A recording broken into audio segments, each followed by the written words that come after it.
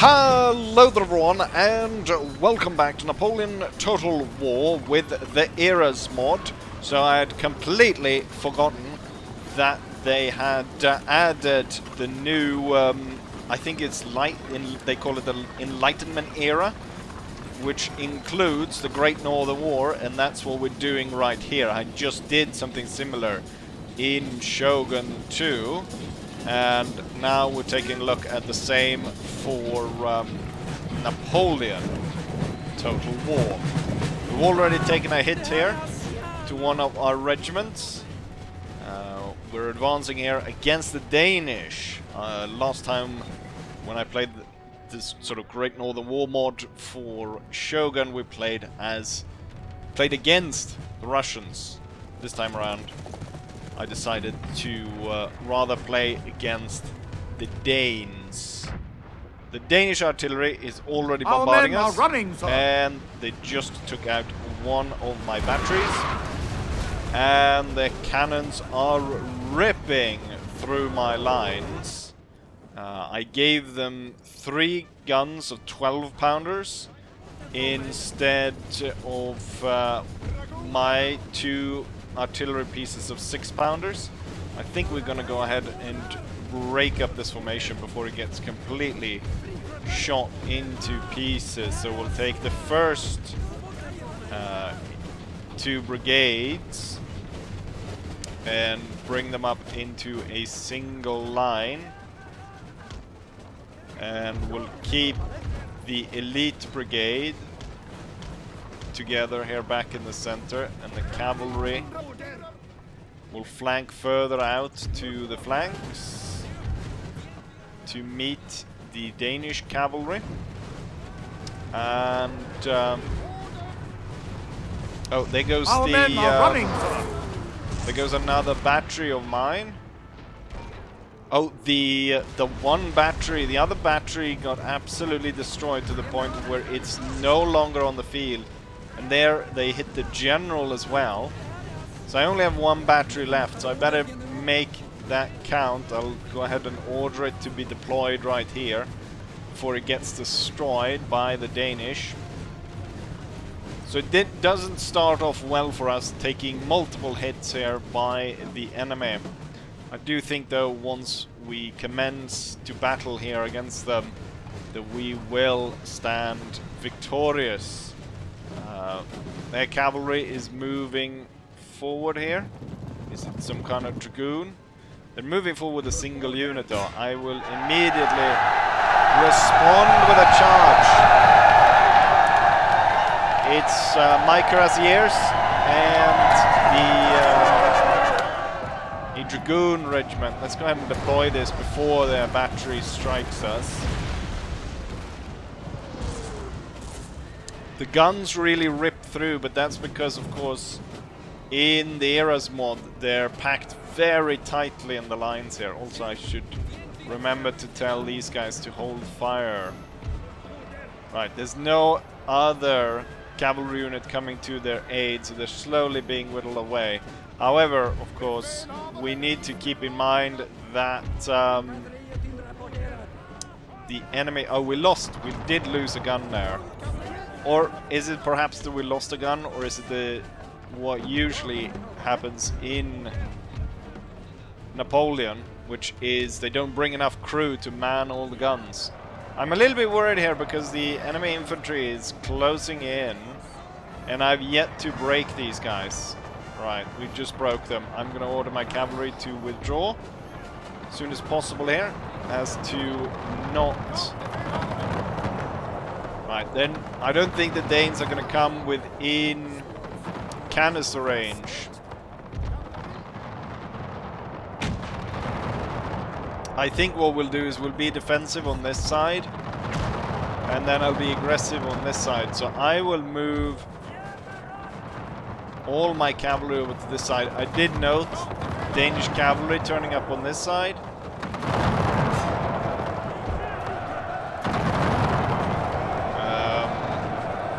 Gonna ride in front of the lines and hopefully be shot to pieces here. but I'm not entirely sure.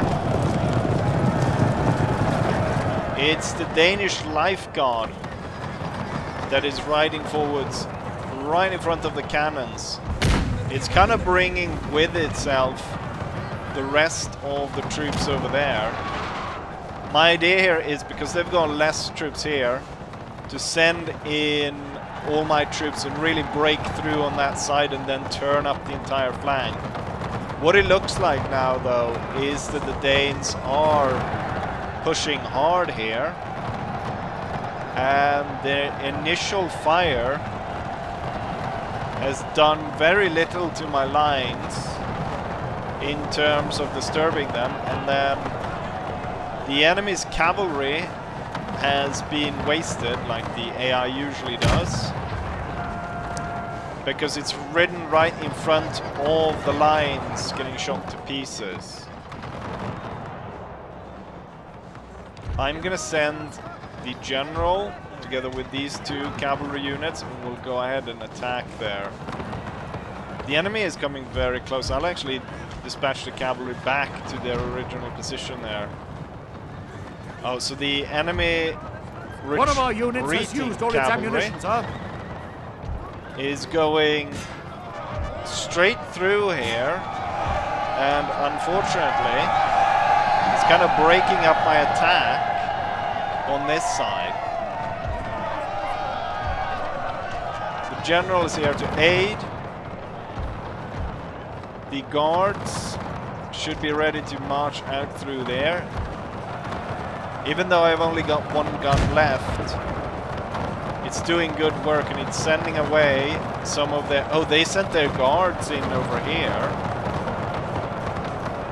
and they were all broken. Looks like they're sending over cavalry to try and aid on this side. It's not really working. What I'll do here is I'll pull my troops slightly back, and I'll also come back the lines, and then I will order the guards forward. My cavalry has gotten stuck here, not really able to get through. However, we are able to get through around here with the other two cavalry units. Can I get a really good canister shot up through that? Right, so my guards have advanced straight into the enemy's cavalry. I will order these two to hold fire. Finally that broke. I will run these two, which are probably quite tired. I'll run them directly towards the enemy artillery, while these two units should prepare for attack against the men are fatigued, sir, and must rest a while. Two guard units that are situated right here. And then focus canister towards the center there. I hit them. The Life Guard will attack here, and the Life Dragoon will go for these units right here.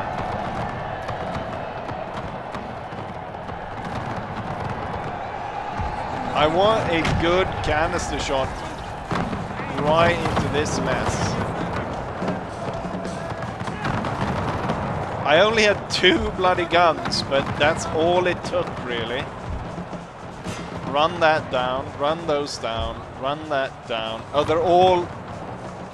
The Danish army is now giving way. Can I get another canister going?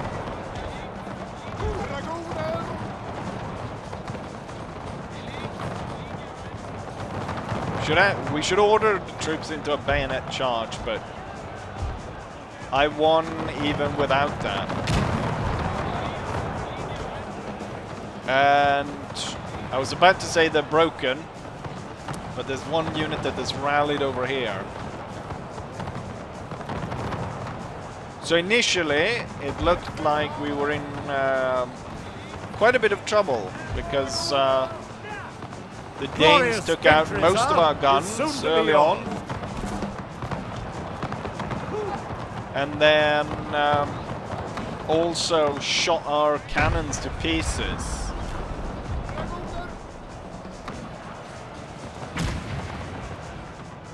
Perhaps this would be shown the strength of the Swedish army, or would it just show that the AI is incredibly incompetent? I'll leave that up to you. We'll go ahead and take a look at the statistics and see how many troops the Danes actually killed. Because I do think we left quite a bit of troops on the field of battle here. Not as many as the Danes, who decided to retreat through our lines, having all their men slaughtered, but still quite a lot of men.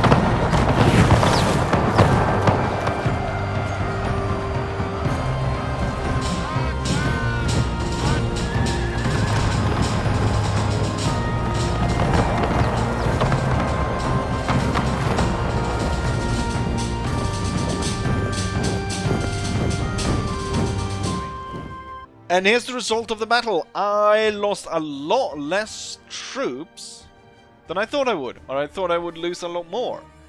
I deployed 3,300 men. The Danes deployed 3,200, so there was only a difference of 100 men in favor of me. We only lost 758 men compared to the Danish force, which ended up losing 2,700, leaving them with only about 500 men surviving the battle. While I had something close to, what, 2,600 after the battle. There was about 100 friendly fires on my side, while there was slightly less on the Danish side. When it comes to units killed, the one gun that actually got to fight got 115 kills. And in terms of regiments that kill the most, we have Kalmar Regiment doing 379, lost 64. We have a normal line infantry, lost 55, killed 250. Lifeguard grenadiers, which lost 61 and killed 234, and then cavalry turns up. Cavalry didn't get that many kills, but that was because they didn't really chase down that many enemy troops, since the enemy just ran into my infantry instead. It's a little bit unfortunate. I like the part in Shogun where it also you are allowed to look at the enemy's statistics, so we don't really get an idea of those 700 men we lost, who actually on the enemy side killed those. I was actually quite worried to start off with, because as I was setting up the armies, I noted that the Danish elite infantry had very high accuracy rates. And I think pound for pound compared to my elite brigade, I think they were outclassing. Like if you put all the accuracy points together, they were outclassing it by about maybe 20 points or so. But a 5-point difference could mean a lot when with two of those regiments would come head to head, and especially also since the normal line infantry has like 45, but the elites have like 50 or 60. So that's a big difference. I thought there was going to be go down really hard for me, but I ended up winning the battle, even without any cannons. And I don't think there's any more to say about it right here. The battle was over rather quickly, as the Danes started marching forwards, rather than holding its advantage, which it had, as their cannons blasted through my lines. But I like it, it looks good, and just like the Shogun 2 mod, I'll be playing more of this for custom battles, and I'm not entirely sure if multiplayer battles works for this, but that would also be pretty cool if I was able to set that up. And finally then, with all of this said, I will say, like I always say, hopefully you guys enjoy this, and hopefully I'll see you guys for the next one. Bye.